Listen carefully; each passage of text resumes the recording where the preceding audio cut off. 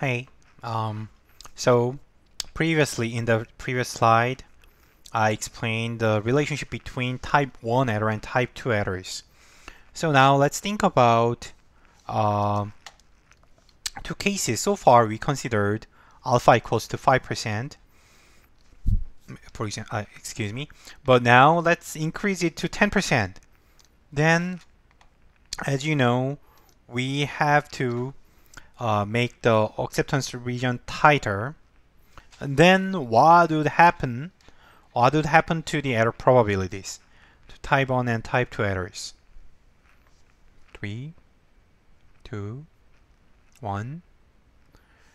So first, type 1 and type 2 error have a trade-off relationship. So it's either A or B. And the key point here is type 1 error happens when you reject, and type 2 error happens when you don't reject. And when you increase alpha, you are rejecting more, right? So you are rejecting 10%. So the answer is A. You reject more, so type 1 error increases, and type 2 error decreases. Or simply, alpha equals to 10%. 10% is the probability of, so significance level equals the probability of type 1 errors. So easy to answer. Type 1 error almost should always increase when you increase the significance level. And now let's calculate. It's your turn. So I should have done this in the previous video. I didn't know we have this algebra question.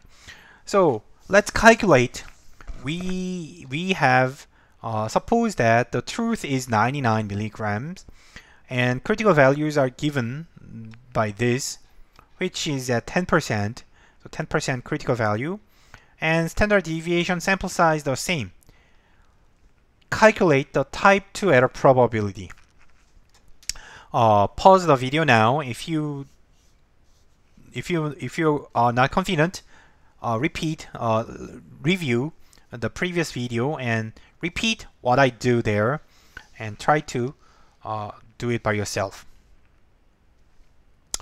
3, 2, 1.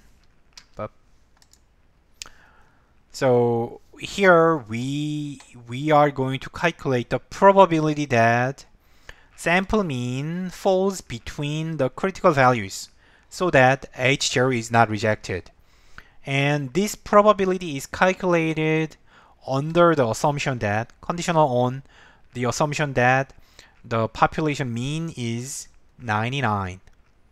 So we use 99 for standardization. So X bar is standardized by subtracting the mean and dividing by the standard error.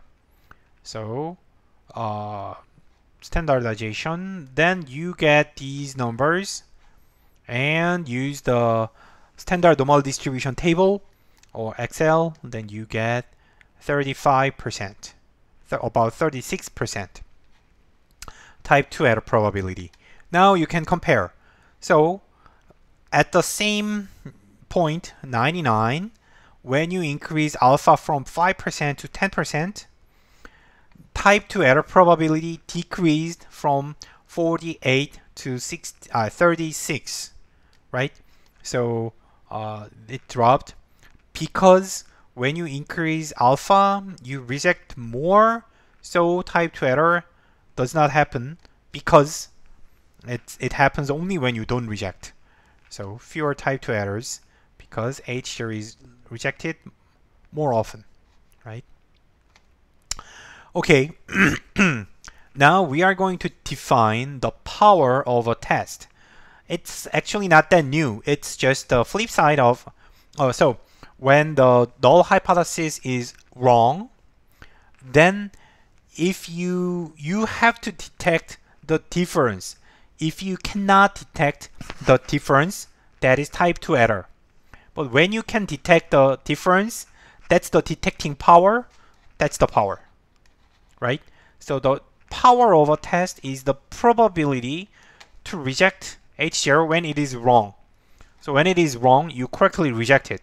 So you can detect the difference between your belief and the actual mean. So then think about this when under the same assumption that the null hypothesis is wrong. If you reject, that is correct, so it contributes to the power. If you can't reject, it is wrong, so it is an error. So in that sense, that's all, it's either rejected or not. So power, the probability of rejection, equals 1 minus probability of type 2 error. Obvious, right? So for example, in our previous example, 48.4% you failed to detect the difference. So that means the power is 51%. The remaining 51.6% is the probability that you can detect the 1 milligram difference.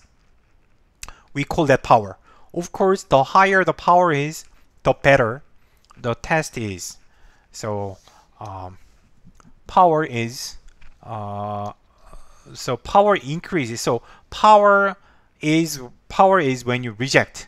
So when you increase the significance level, then you are going to reject more. So you are going to have higher power. And as the difference becomes larger, as the true mean is more different from the belief, it is easier to detect the difference. So you are going to have higher power. So the intuition is quite clear when you think about what you are doing and whether you are rejecting it or not. So then it's not so difficult. So compare the numbers. Type 2 error probabilities, we calculated 3 cases. So 48%, about 95%, about 36%, depending on alpha and the value you assume. And from these numbers, you can easily calculate the powers. Just take 100 minus this probability. So when the truth is 99 milligram and significance level 5%, your power is about 51.6%. When the truth is 99.98, very close to the belief, then your power is only about 5%. The small difference is hard to detect, so you don't have much power to detect that. And when you have 99 and higher significance level, then you are going to have also higher power because you are going to reject more by increasing the significance level.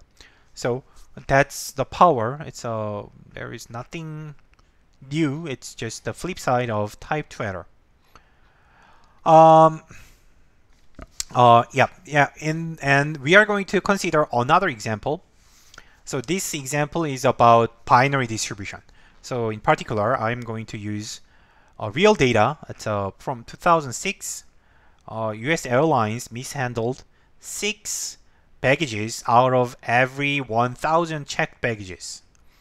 So among the mishandled baggages, 50% of them were related to transfers. This is real data. The first sentence is real data, but real number, real actual percentage. But from now on, it's made up numbers as an example. So again, 50% of mishandled baggages was related to transfers, flight transfers. And what you want to do here is I would like to reduce this percentage, and I would like to install RFID chips, radio frequency identification system. So it's when you put RFID chip in the baggage, then like automatically it can be classified. So it may help to reduce the proportion of transfer related mistakes. That's what we want to see. Okay, then here is the hypothesis we would like to test. So P is the proportion of transfer related mistakes.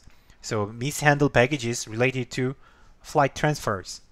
And we believe that that probability is 50%, but it could be different from 50%.